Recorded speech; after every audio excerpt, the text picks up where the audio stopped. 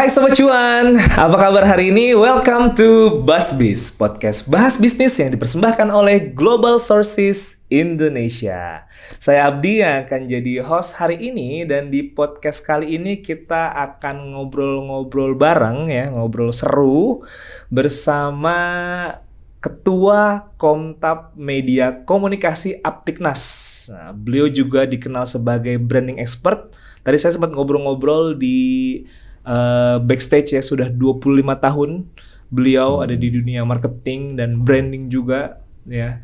Dan udah pasti nih topik kali ini yang akan kita bahas adalah tips-tips branding yang bikin bisnis kamu auto diingat orang. Nah, gimana sih cara bikin bisnis yang auto diingat sama orang?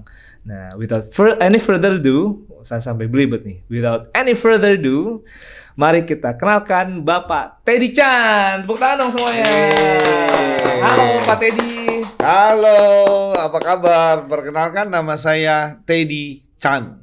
Teddy, Bapak Teddy Chan. Bapak Teddy Chan, Mr. Chan. Mr. Chan.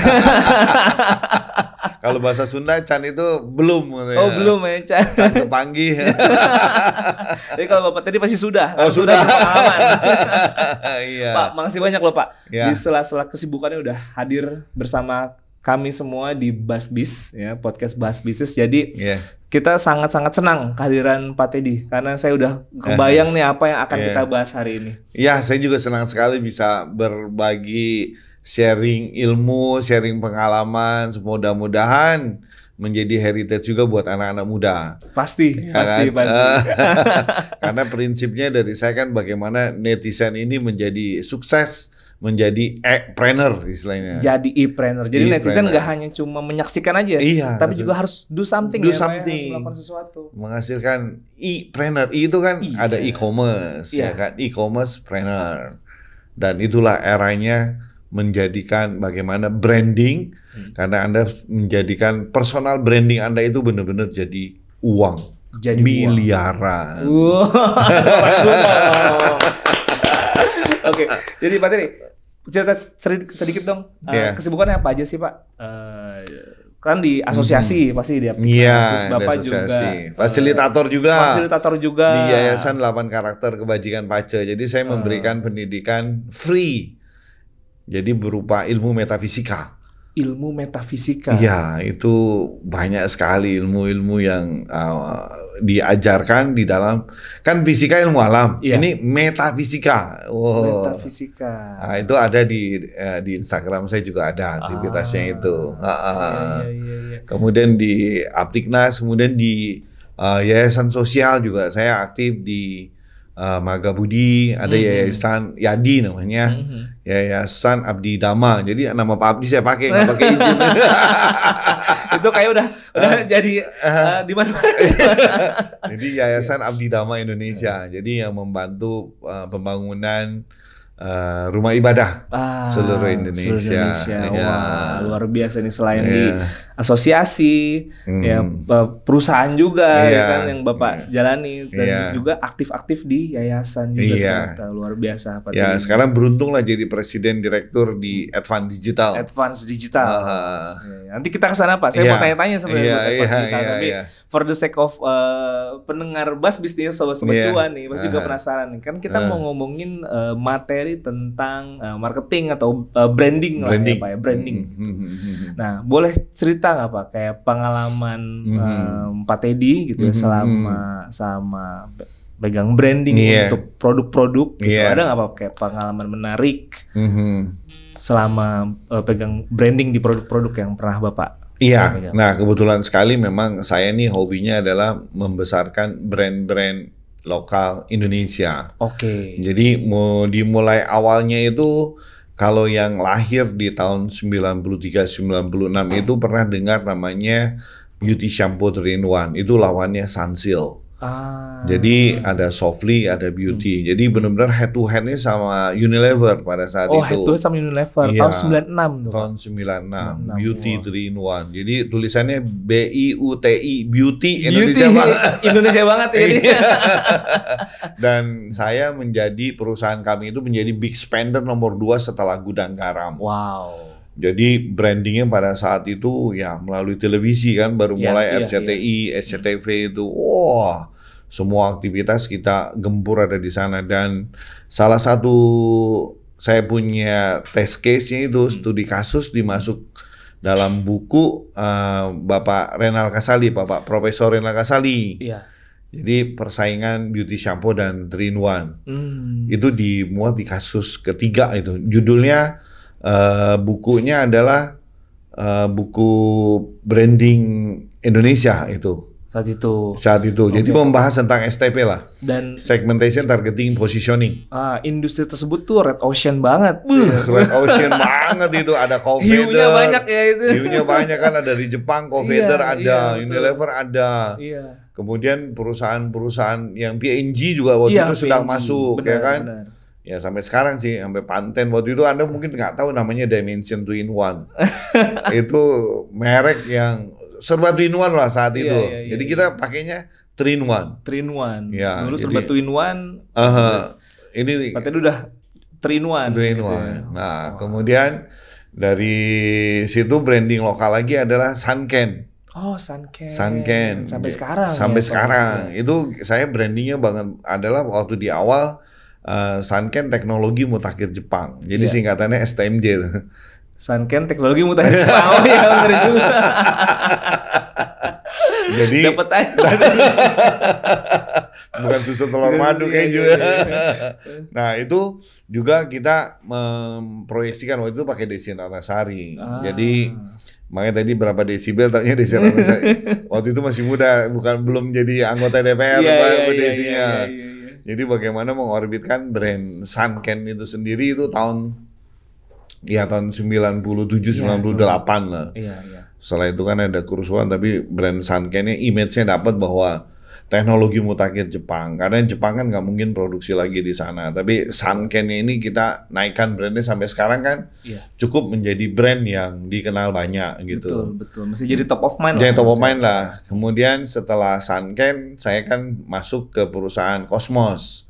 Ingat beras, ingat Cosmos. Ingat beras, ingat Cosmos. Sampai sekarang belum itu sampai juga masih sekarang nempel kan. Nah itu kuatnya branding gitu ya. Nah pada saat saya masuk, saya melihat ternyata tidak hanya Resbo, tapi kipas anginnya Cosmos itu juga adalah yang utama di dalam produksinya gitu. Makanya saya mengajukan ke manajemen pada saat itu, saya bilang saya mau tingkatkan penjualan kipas angin dengan tematik baru, namanya kipas angin 2-in-1. Karena biasa tadi sampo tadi kan. 2-in-1 itu artinya apa? 2-in-1 itu kan TWO, Saya ambilnya T sama W-nya aja. TW terus in-nya saya pakai. Jadi twin kan. Terus yang one-nya kan one. Jadi Twino. Namanya sampai sekarang Twino. Oh, sampai sekarang sampai sekarang Twino. Iya, SN16 itu, 16 SN. Nah, itu saya bikin satu branding untuk iklan di toko, di televisi.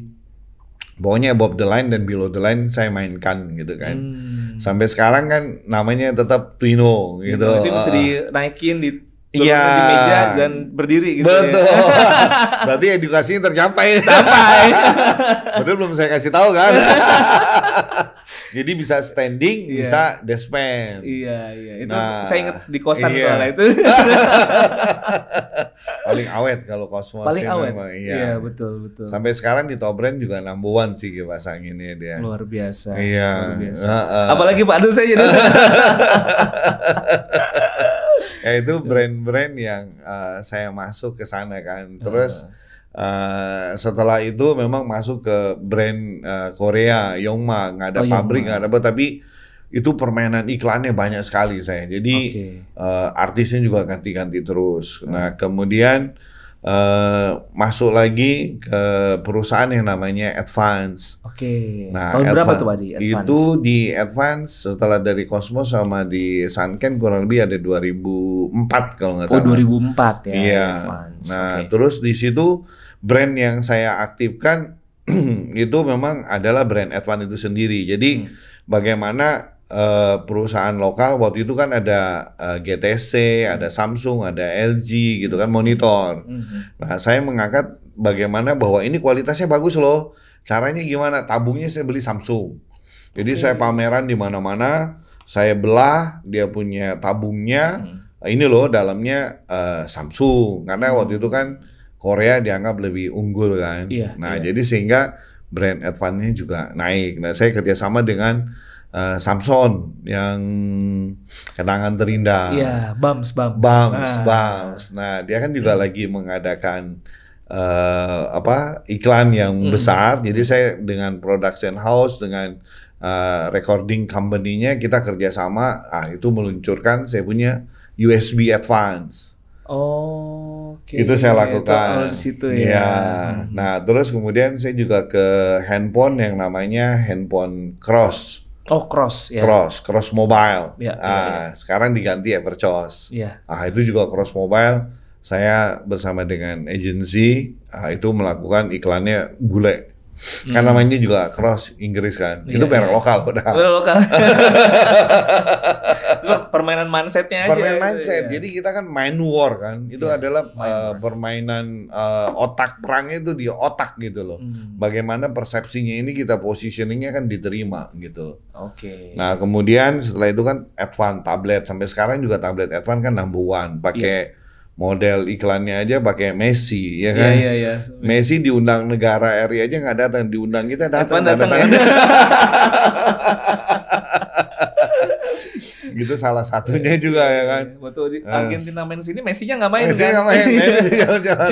Ini Messi tanda tangan dia Advan. Itu ya salah satu joke lah ya. Iya. Tapi memang terjadi. Nah setelah Advan yang laptop itu sekarang saya lebih banyak ada lagi satu handphone yang namanya Venera, itu punyanya Erafone Era Jaya. Era Jaya. Jadi saya pernah di Era Jaya Swasembada meningkatkan bagaimana brandnya Venera. Waktu itu pakai almarhum sebelum Rapi yang terkenal itu almarhum Olga ya. Iya, bintang ikannya Olga. Jadi saya ke Bogor kemana keliling. Ini Veneranya. Pak tadi sebutin tadi itu saya inget semua tuh dari kepala saya kayaknya iklan-iklannya. Nah, itu bagaimana membangun satu brand gitu kan. Nah sekarang saya dipanggil lagi untuk elektronik. Ini kan udah ada pabrik elektronik, speaker, TV, home appliances, big appliances. Nah saya dipercaya untuk bagaimana membranding advance digital ini menjadi pionir lah di dalam rumah Indonesianya ini gitu. Jadi satu rumah satu advance. Satu rumah satu. Namanya advance selalu have fun. Advance selalu have fun. Iya. Pak tadi kan kalau saya ngomongin dengar Pak tadi ngomongin brand gitu kan, brand marketing. Sebenarnya apa sih brand itu apa sih gitu? Karena saya selalu dengar orang, marketingnya gimana dong supaya brandnya bisa naik gitu. Marketing dicampur brand. Terus gimana dong brandingnya supaya penjualannya naik misalnya gitu kan. Jadi sebenarnya itu sama atau beda atau brand itu mereknya atau gimana sih Pak sebenarnya? Ya, ada perbedaan ya antara branding, marketing, ada sales, istilahnya ada apalagi tadi mau ditanya berbeda. Branding, marketing, selling gitu ya. Itu beda memang. Ya itu pintar-pintarnya orang marketing bikin istilah sih. Jadi memang awalnya kan marketing kan didefinisikan Indonesia kan pemasaran lah istilahnya kan. Jadi kalau yang namanya pemasaran itu bahasa Indonesianya kan ada istilahnya kan kalau di SWOT analisis jadi kekepan lah istilahnya gitu loh. Kelebihan, kekurangan, opportunity dan trade. Tapi lebih banyak kalau marketing itu sendiri kan istilahnya kan dari mbah gurunya Philip Kotler dari Amerika. Itu menyangkut yang namanya 4P. Jadi bagaimana produk, bagaimana pricingnya, promotionnya, sama place, channel distribution. Itu kan basic banget tuh buat orang marketing. Tapi saya sebelumnya bukan background marketing sih. Namanya IPB kan, Institut Fleksibel banget itu. Emang fleksibel ya Pak ya, di mana-mana ya. Bisa di pemasaran, bisa di publisistik, bisa di perbankan. Iya. Nah jadi yang itulah istilah yang dari marketing itu realnya adalah seperti itu. Ya kan. Nah sedangkan kalau brand itu sendiri kan bahasa Indonesianya adalah merek. Nah merek itu adalah sebagai identitas seperti nama yang Identitas. dilahirkan namanya Teddy Chan. Teddy Chan tuh orangnya seperti ini. Nah, bagaimana pada saat kita menciptakan brand, merek, nama seseorang, kalau ini kan nama produk. Nah, nama produk itu juga mempunyai personality. Oh, nama produk mempunyai personality. Okay. Jadi kalau Teddy Chan kan jelas orangnya seperti ini dari kecil. Rupawan, menarik gitu ya. Bagaimana Adinda?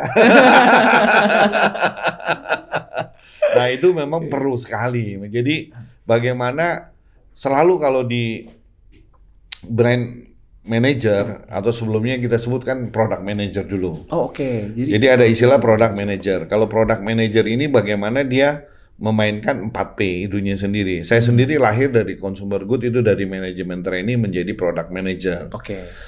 Seorang marketer ahli lah Pak Ray Abaya almarhum itu dari Filipina, jago sekali menurut saya, dan saya banyak belajar tuh sama Pak Morris yang lulusan dari Stanford University. Jadi background saya bukan marketing, tapi saya banyak belajar marketing dari mereka-mereka itu, sama sering ikut workshop lah gitu.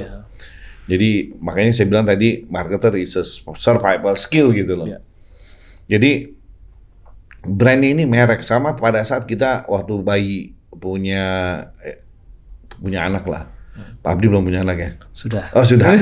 Nah sudah ya, pada saat bayi Pak Abdi lahir, itu kalau kita sebagai produk yang baru di launching, istilahnya ada masa 9 bulan sebelumnya, bahkan sebelum menjadi janin pun kita udah persiapkan kan. Mungkin makan telur, proteinnya banyak, salmonnya banyak gitu kan. Pada saat udah jadi 9 bulan di perutnya juga kita kasih protein, kita kasih macam-macam lah. Situasinya supaya bagus gitu kan. Nanti pada saat dia udah lahir, umur 1 tahun, 2 tahun, kita masukin juga kalau bisa playgroup yang bagus gitu kan. Ada yang ini. Nah itu sama seperti brand, itu sama seperti kita memperlakukan bayi tadi Pak. Jadi kita persiapkan sebelum kelahiran satu produk itu benar-benar kita lakukan step by step-nya itu dengan hati. Kalau kita punya anak seperti Pak Abdi udah punya bayi, itu kan dari sebelum bikin sampai di dalam perut 9 bulan sampai dilahirkan sampai umur berapa sekarang? Sekarang yang besar tuh 8 tahun, masih panjang Pak. Anak saya umur udah 30 tahun. Nah itu kan kita proses terus gitu loh.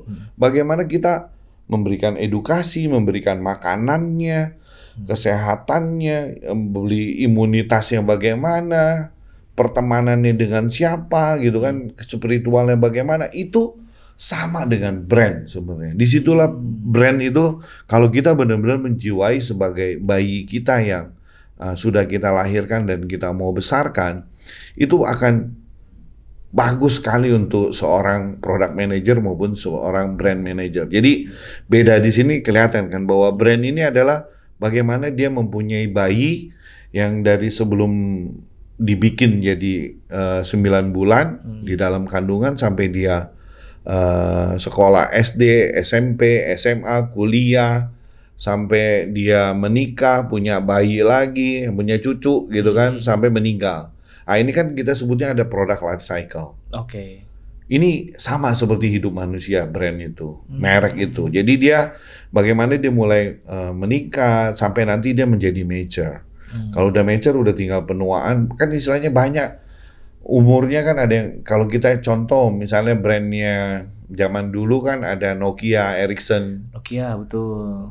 Ngalamin nggak Ericsson yang 7 itu? Ngalamin saya. Motorola 800. Motorola ya, Motorola Flip. Iya, Motorola Flip, ganti Nokia, yang kecil Nokia, Flip, betul. ganti BlackBerry gitu. Betul. Itu kan kalau kita lihat di mobile phone kan product life cycle-nya pendek sekali gitu loh. Iya. Sangat-sangat pendek gitu. Nah, kemudian kalau yang selling ya memang orang itu bagaimana lebih banyak dengan channel distribution gitu. Channel distribution inilah yang lebih mendekatkan diri dia bagaimana dengan ownernya, dengan pemilik toko, dengan pelayan toko di sana. Sehingga apa yang dia jual, produk yang tadi udah ada produknya, udah ada brandnya, udah ada harganya, dan udah dipromosikan gitu kan lewat BuzzBiz misalnya. Nah itu terjual ke toko. Nah dari toko bagaimana toko ini menjual pada meyakinkan ke konsumen, konsumen beli, dan konsumen beli ini bagaimana dia mau repeat lagi. Nah tadi kita bicara mengenai top brand award misalnya kan Advan kan dapat top brand award terus top brand awards top brand awards dapat yang di Instagramnya bisa dilihat. Nah itu juga mereka berdasarkan pertama mind share. Jadi waktu pada saat dia mau beli speaker apa sih yang dia mau beli gitu kan? Kan banyak brand, ada ratusan, mungkin ribuan kali gitu. Iya. Oh kalau yang speaker aktif saya mau belinya Advance lah gitu. Nah itu kan berarti masuk di mind share dia udah ada tuh. Mindset dia udah, oh kalau Advan, saya udah tahu nih produknya ini, brandnya, kualitasnya begini, harganya begini gitu. Setelah itu dilihat lagi apa dia punya namanya commitment share. Commitment share. Jadi sebelum itu yang ketiga, yang keduanya itu adalah market share dulu. Market share. Market share. Ternyata teman saya banyak yang beli loh. Dia beli Advan, Oke, yang komputer itu kan biasanya kalau mahasiswa Advan semua tuh. Nah itu kan market share, berarti kan orang banyak lihat mereknya Advan ada, berarti di pasaran udah oke. Nah setelah dia membeli, berarti udah mind share, kan dapat market share. Dari market share dia dapat yang namanya adalah commitment share. Nah commitment share itu apa? Jika produk yang saya beli ini tadi rusak, apakah saya akan membeli merek Advan lagi? Kayak loyalty lah ya. Kayak brand loyalty lah. Kan jadi ada brand awareness, ada brand recognition, sampai ada brand loyalty, bahkan sampai ada yang istilahnya brand religious. Nah, itu cuma satu brand religious tuh yang motor itu tuh. Harley Davidson itu brand religious itu. Kalau Advan mungkin baru sampai brand loyalty tuh. Dia udah jadi religious itu dia. Nah, itulah yang disebut kekuatan daripada top brand tadi sendiri. Makanya itu juga produk Frontier kan. Frontier kan dibuka oleh teman kuliah dari IPB juga, Andi Irawan. Teman alumni juga. Iya. Nah, dia bagaimana melakukan riset kemudian dikembangkan, ya itu. Di luar negeri juga kan ada namanya super brand lah. Itu di Inggris. Jadi bagaimana merek-merek itu ya dilakukan survei lah di semua provinsi. Jadi ini yang kita sebut perbedaannya brand, marketing sama selling. Mudah-mudahan menjawab. Iya. Dan itu udah walk the talk lah ibaratnya, kayak ternyata Advance sendiri tuh udah top brand ya Pak. Iya, untuk produk top lokal. Brand. Ada 7 kategori. 7 kategori. Nah Pak, tadi kan kita udah bedain ya. Tadi mungkin kalau seandainya marketing itu lebih ke needs and wants, gitu kan. Brand itu lebih ke identity, selling itu distribution. Gitu. Korelasinya gimana Pak? Karena banyak nih mungkin ya dari business owner gitu ya, bilang nih ke timnya nih, penjualan kurang nih, ayo dong brandnya dong ditingkatin dong. Terusan marketingnya gimana sih gitu? Sebenarnya korelasinya gimana sih Pak antara branding kok bisa ke selling gitu ya, branding kok marketing gitu. Itu gimana tuh Pak? Pertanyaan orang cerdas yang Pak deh. Ini pertanyaan yang masuk. Coba bacain aja. Jadi tadi kayak kita punya ada brand identitas kita. Jadi sebagai bayi yang lahir tadi kan itu adalah, kalau kita jadi orang berarti namanya si Teddy Chan itu atau namanya si Pak Abdi itu tadi kan. Nah brandnya ini itu harus benar-benar dikuatkan. Nah itulah masuk ke yang namanya STP kan, segmentation, targeting, sama positioning. Dia mau ditempatkan positioningnya sebagai apa? Jadi positioningnya sebagai apa? Nah itu brandnya inilah udah mulai bermain di marketingnya di sana kan, produknya itu sendiri. Jadi kita mesti pikir, positioningnya produk yang Advan ini adalah produk berkualitas yang terjangkau pasarnya dan membuat manusia selalu have fun di sana. Itu kan positioningnya di sana. Nah kemudian segmentasinya mau di segmen mana nih? Menengah ke bawah, menengah atas, demografinya, ya kan demografinya ini psikografinya gimana? Ini orang yang aktif yang bagaimana gitu. Nah targetingnya juga mesti jelas, umur berapa gitu. Nah ini adalah di branding yang sudah ada dan kita udah, karena kita nggak bisa kayak zaman dulu gitu, beli mobil warna hitam, ya itu Ford gitu kan. Udah nggak ada pilihan lain. Coba sekarang Ford kalau lahirnya baru berbarengan sekarang nggak laku dia. Iya. Dia kan jago pada zamannya gitu. Sekarang zaman sekarang mobilnya kan nggak begitu.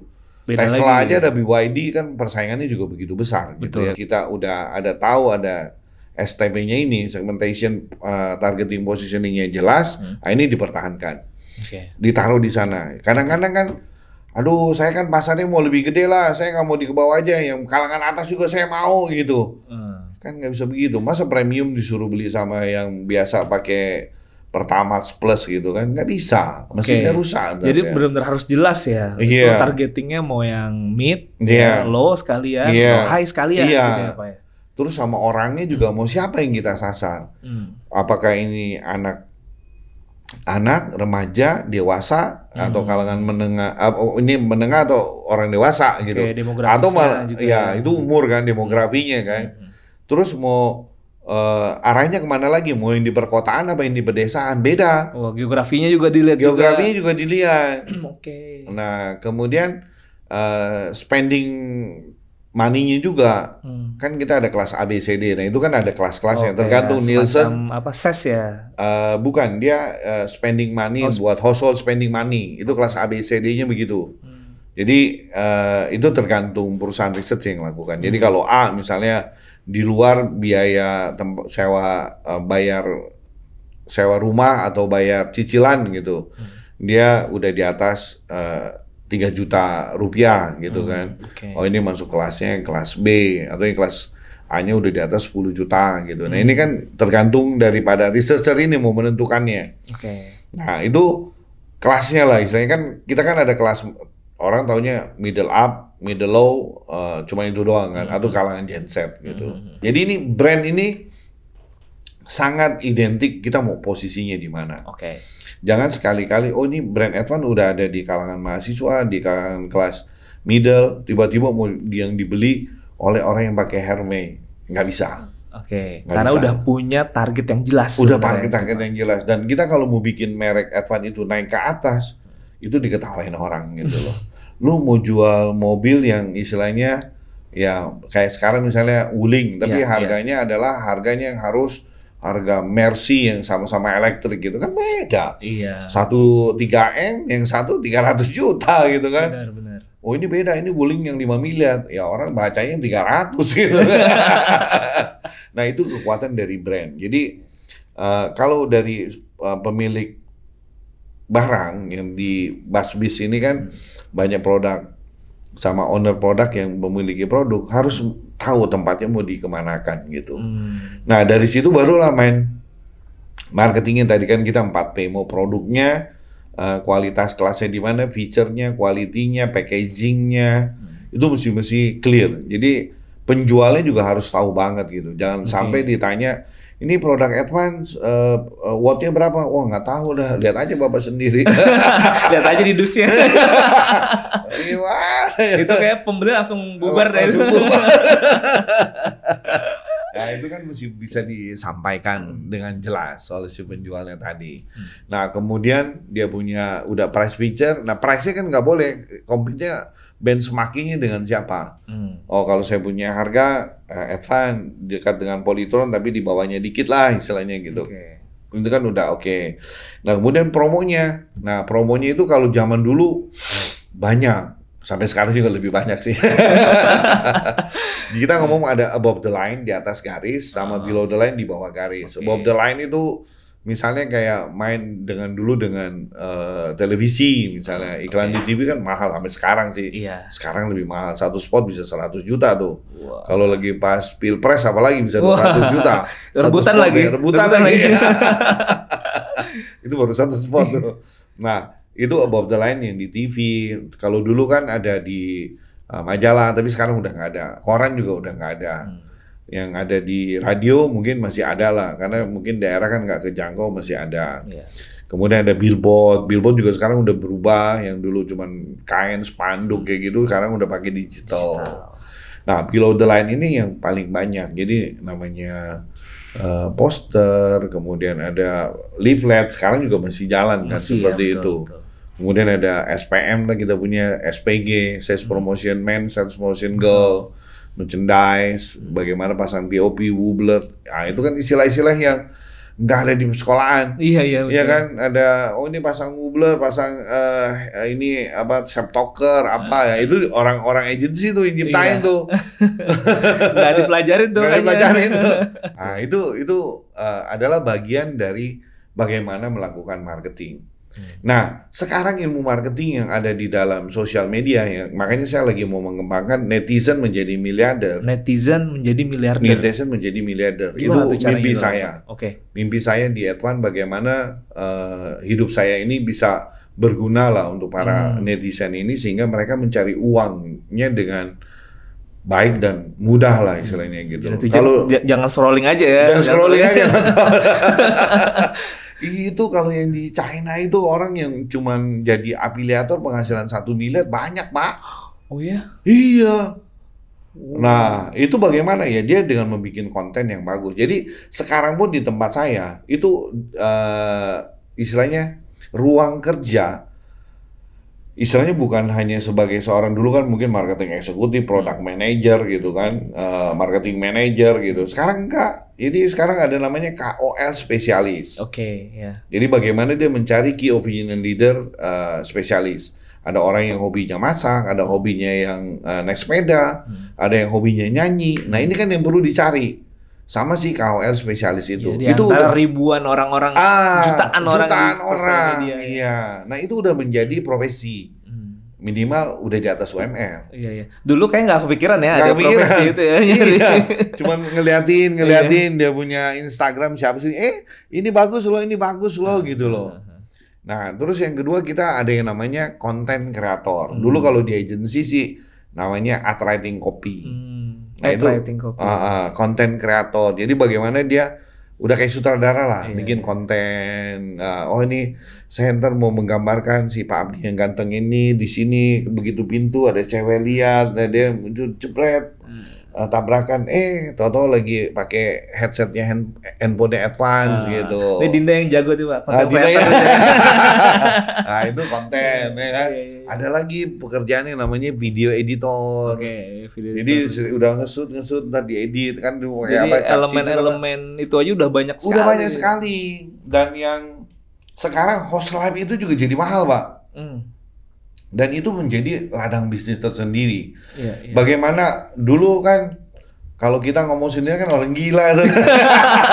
Sekarang yang ngomong sendiri mahal. Benar. Iya, itu kan dia jadi host live gitu. Wah, itu bisa jadi seharian loh. 24 jam Pak kalau tempat saya. Jadi ada 3 shift Pak. 3 shift. Dan itu mahal Pak. Nah kalau udah jadi host live terkenal, dia akan naik menjadi yang namanya affiliator. Affiliate kan sebenarnya ya kalau bahasa saya zaman saya mah calo Pak. Ngejualin barang orang sebenarnya. Cuma istilahnya bagus kan jadi affiliate. Nah orang yang melakukannya namanya affiliator. Atau kalau di Instagram kan disebutnya influencer gitu. Nah yang jadi influencer juga udah sekarang artis-artis sinetron belum tentu lebih banyak duitnya daripada yang influencer loh. Betul. Yang influencer ini udah luar biasa. Saya punya Abdal Usman. Dia kan dulu pemain sinetron Angling Dharma terkenal. Dia jualan advance saya 2 jam 800 juta Pak. Wow. Karena tadi saya sebut TV-nya kan TV 32 inch, Android 12, panelnya juga panel Korea, bagus, harganya 1,7. Wow. Yang lain 2 jutaan. Jadi dalam waktu 2 jam buas gitu kan, Raja Kompor kan terkenalnya dia. Tapi jual TV-nya banyak. Wow. Dia datang di pabrik langsung lihat dalam. Pabrik. Iya. Belum lagi Baimo, segala apa jual. Juga semua jual ya. Dan kita di Advan juga sekarang pakai yang namanya Raffi Ahmad. Jadi sekarang kalau mau beli speaker Raffi Ahmad yang mana katanya. Karena dia bawa waktu maraton London. Nah itu bawa Advan Pak. Oh gitu. Nah itu adalah salah satu affiliator yang nilainya bayarnya murah atau mahal? Kalau bayar Raffi Ahmad. Mahal kan? Ya udah pastilah.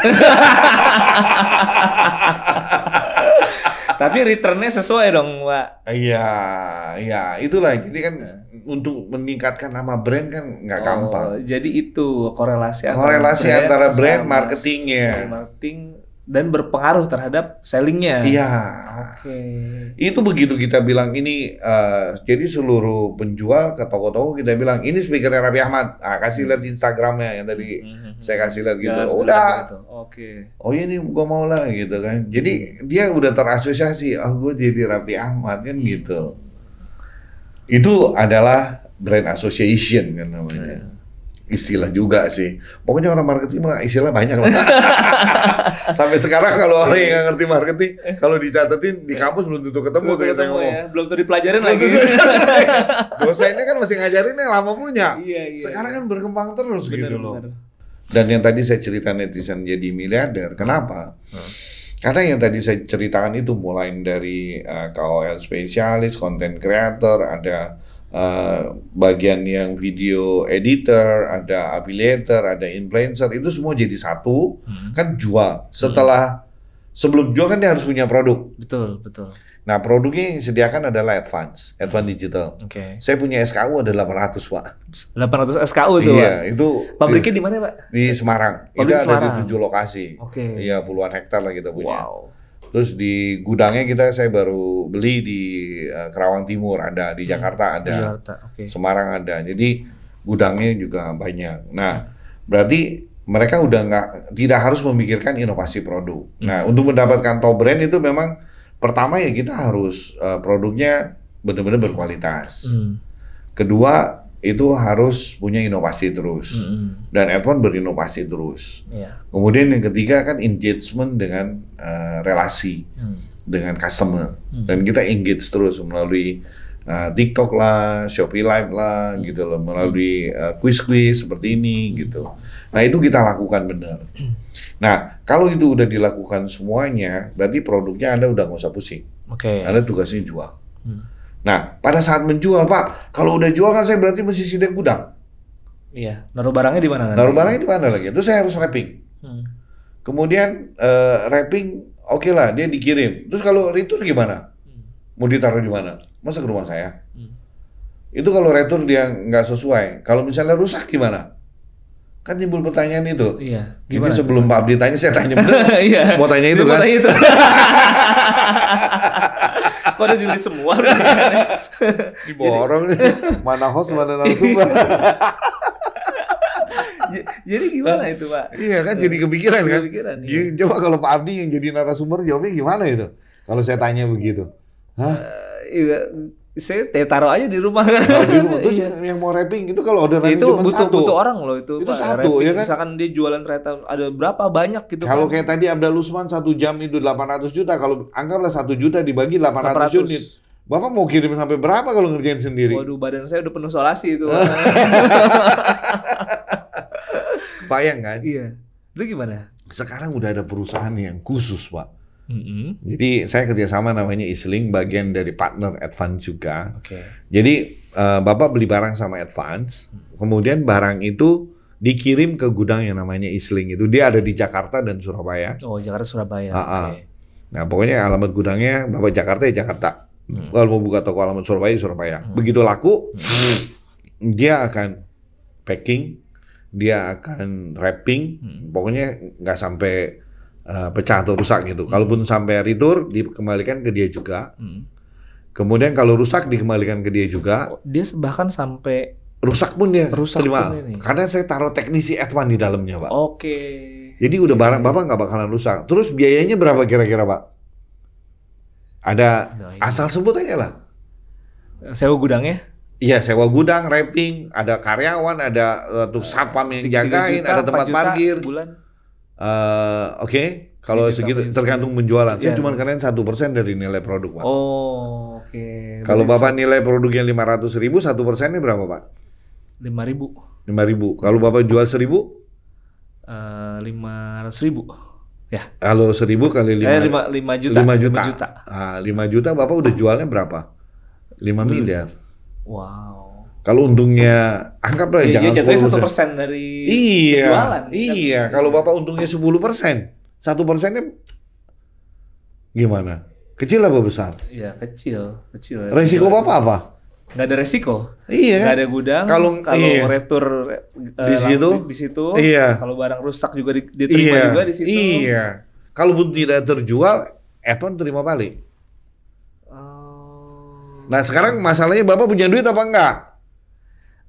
Kalau nih yang mau mulai nih, aduh belum punya uang nih. Iya. Nah, kalau belum punya modalnya gimana? Kalau punya modalnya kan netizen, ya kan, belum punya duit dong. Iya belum. Saya baru scrolling doang nih. Iya, dan pasti belum pernah kredit kepemilikan mobil dong.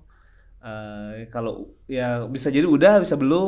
Kalau yang udah punya kredit mobil kita anggap udah orang kaya, Pak. Oke. Nah, yang netizen jadi miliarder itu nanti kita kerjasama dengan perbankan. Dan bank itu menyediakan dananya. Sampai dibantu juga tuh. Sampai dibantu juga. Syaratnya apa? KTP doang, Pak. KTP doang. Iya. Kenapa bank mau melakukan itu? Karena kan stok barang yang dibeli itu adanya di gudang.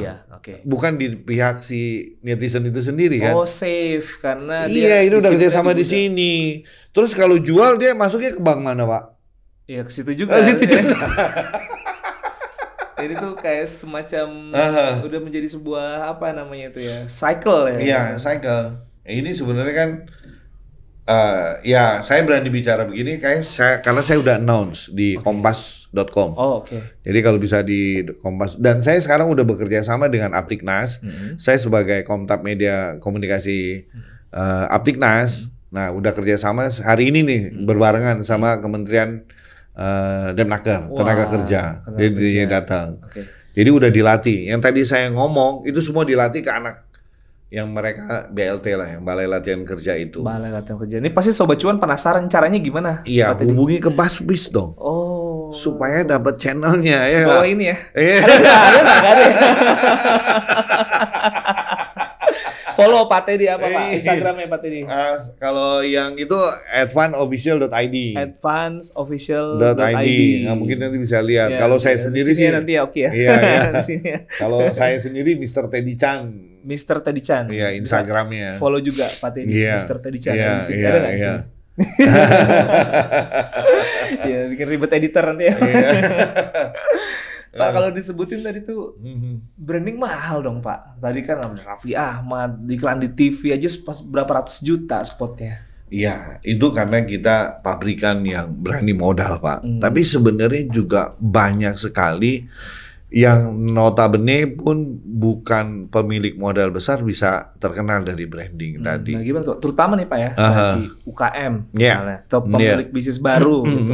Dia mau branding cuman ya budgetnya pas-pasan lah gitu. Bisa aja sebenarnya Pak. Ada tips-tips nggak sih cara-caranya? Pasti ada lah tipsnya. Jadi memang sekarang tergantung skala bisnisnya sih. Kita ngomong skala bisnisnya dulu. Misalnya keripik pisang, kan kita pasti punya dream, punya target, punya angan-angan. Oke, saya memang jual keripik pisang, misalnya keripik pisang Lampung misalnya. Saya mau punya target 1 bulan ini penjualannya misalnya 100 juta. UMKM sekarang sampai 5 miliar tuh sebenarnya. Iya, UKM ya. Iya, UKM tuh sampai 5 miliar tuh kalau nggak salah. Jadi saya ngomong terlalu kecil. Itu mikro ya. Kalau udah menengah itu kan udah besar juga. Besar, 1 miliar lah kita ngomong gampang dah. 1 miliar misalnya target 1 bulan. Nah, dari 1 miliar ini kira-kira gross marginnya berapa? Profit and loss-nya. Nah, kalau misalnya makanan, saya bisa untungnya 40%. Ya, misalnya. Makanan agak besar lah agak besar ya. Kalau 40% berarti kan ada gross margin 40% kan bisa dibagi-bagi. Buat apa? Buat apa aja gitu kan. Kalau misalnya saya targetin setahun berarti kan 12M. Dari 12M ini, saya mau berani spending untuk iklannya 10% di awal misalnya. Berarti kan 10% dari 40%.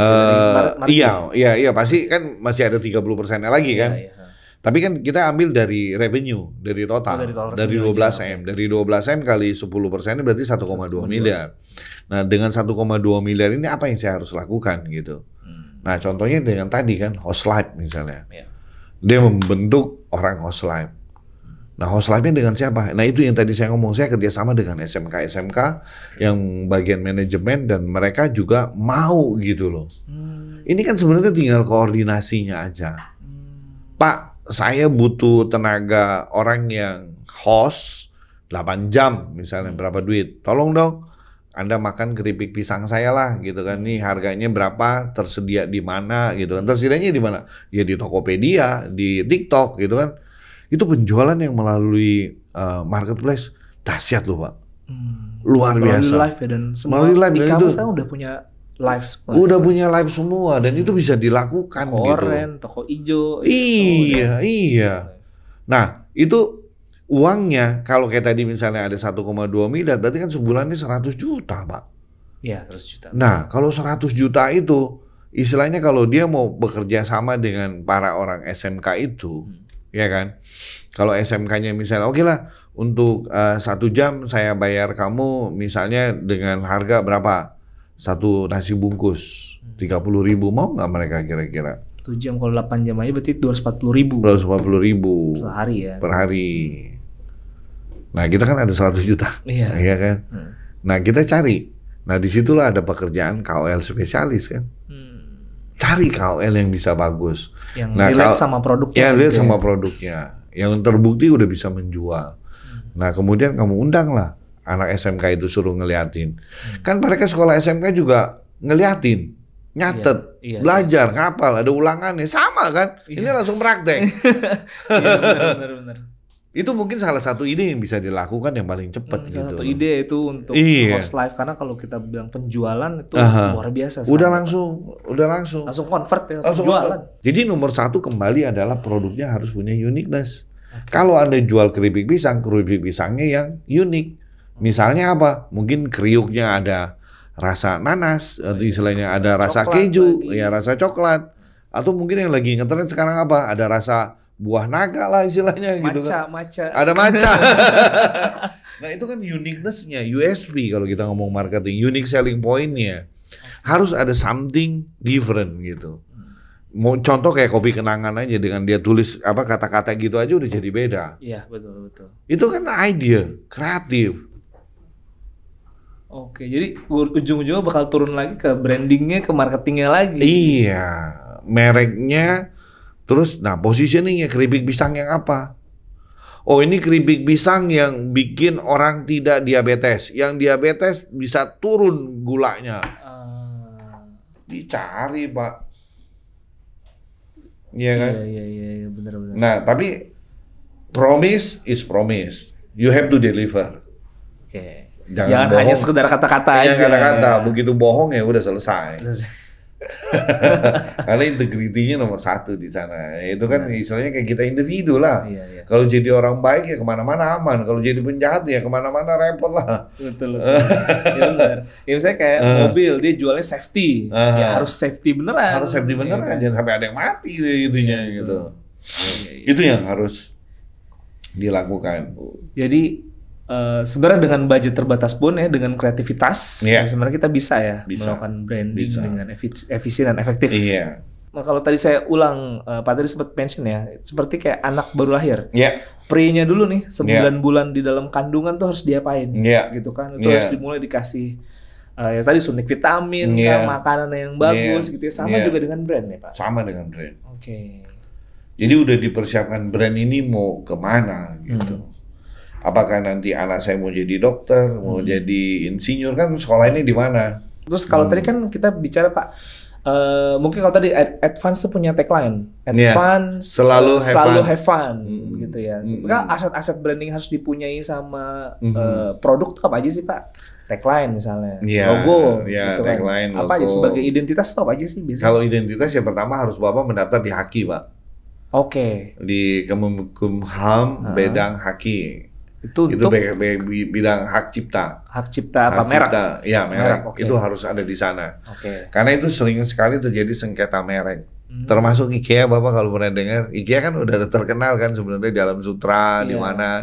Tapi yang punya orang Surabaya, Pak. Oh gitu. Iya, mereknya, dan dia harus bayar, Pak. Wah.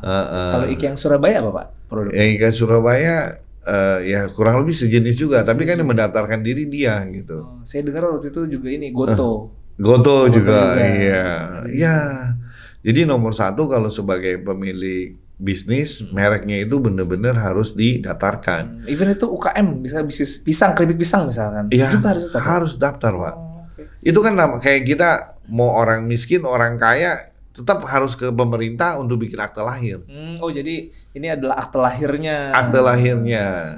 Oke. Apalagi Pak aset yang dimiliki oleh pemilik bisnis nih? Kalau tergantung, kalau kayak makanan kan ada BPOM. Oh, BPOM ya. Iya. Kalau yang kalau logo juga harus, Pak, didaftar. Iya, logo dipaten namanya. Oh, dipaten. Dipatenkan. Itu yang ada ini ya, R-nya itu, Pak. Iya, ada R-nya itu paten. jualan itu juga harus tadi diperhatikan sebelumnya ngapain, produknya apa, STP-nya gimana. Iya. Terakhir Pak Teddy nih, gimana cara bikin brand yang nggak mudah gitu ditiru oleh kompetitor?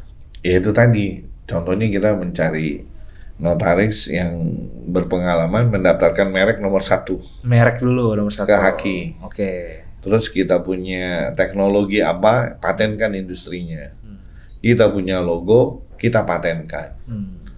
Itu nggak bisa ditiru orang. Kayak hak paten. Udah jadi hak paten, brandnya juga udah dapat. Setelah itu, brandnya harus diangkat melalui iklan yang tadi above the line dan below the line atau sosmed gitu untuk ngangkat brand kita. Nah, brandnya tadi kan udah kita bicara Coca-Cola, mereknya jauh lebih mahal daripada total semua aset kekayaan lainnya gitu. The power of brand. The power of brand. Makanya saya senang disebut branding expert. This is the brand. Not the production, not the factory. This is the brand. This is the brand. Ya, tepuk tangan dong untuk Pak Teddy. Luar biasa. Pak Teddy, sebelum kita tutup, Pak Teddy punya pesan nggak nih? Terutama nih Pak, untuk pemilik bisnis yang baru mulai atau mereka yang sedang mengembangkan bisnis gitu ya. Atau juga biasanya tuh mereka kayak reseller, online seller. Nah, mereka pengen nih Pak jualan gitu ya, tapi juga pengen ningkatin brandnya. Supaya tadi punya value di market. Gitu ya. Apa pesan Pak Teddy untuk mereka? Jadi tadi yang seperti udah dibahas, nomor 1 Anda harus benar-benar didaftarkan di negara bahwa Anda punya brand, punya paten, punya industri paten pun, hak cipta itu semua harus terdaftar. Keluar duit? Iya, pasti. Anda harus, namanya juga pengusaha harus keluar duit.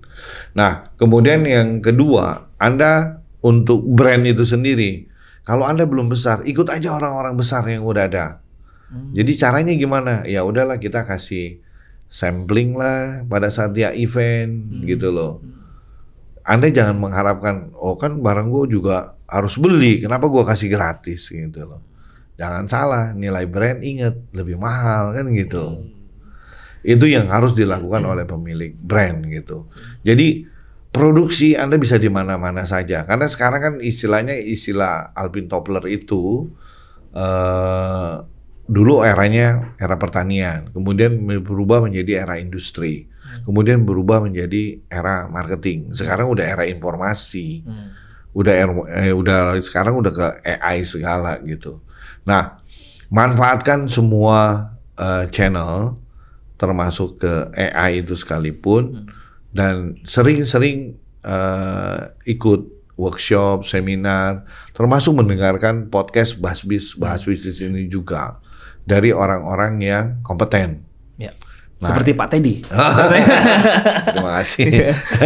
Nah itu perlu dilakukan untuk menambah wawasan dari para pemilik usaha. Karena dulu orang punya pager, udah kerasa udah kayak orang kaya. Sekarang pager dilihat dikasih pun gak mau gitu kan. Bingung kali Pak, apa ini? Mesin ketik itu udah lewat gitu. Jadi kita harus berubah.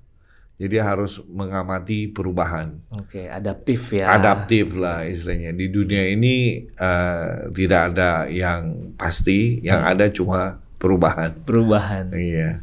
Oke. Luar biasa. Sekali lagi tepuk tangan dong untuk Pak Teddy. Jadi tadi ya, dan jangan lupa tuh kalau misalkan mau tahu informasi tentang netizen jadi miliarder ya, follow Advance Technology, Advance Digital, advanceofficial.id sama juga Instagramnya Pak Teddy nih, Mr. Teddy Chan. Yes. Bisa juga. Dan kalau nanti Sobat Cuan juga selain tadi ya program netizen jadi miliarder, Sobat Cuan juga misalkan mau cari produk-produk atau mau sourcing barang, bisa juga nih di Global Sources Indonesia. Nah Global Sources nih Pak Teddy ada di bulan September. Jadi kita itu event tahunan.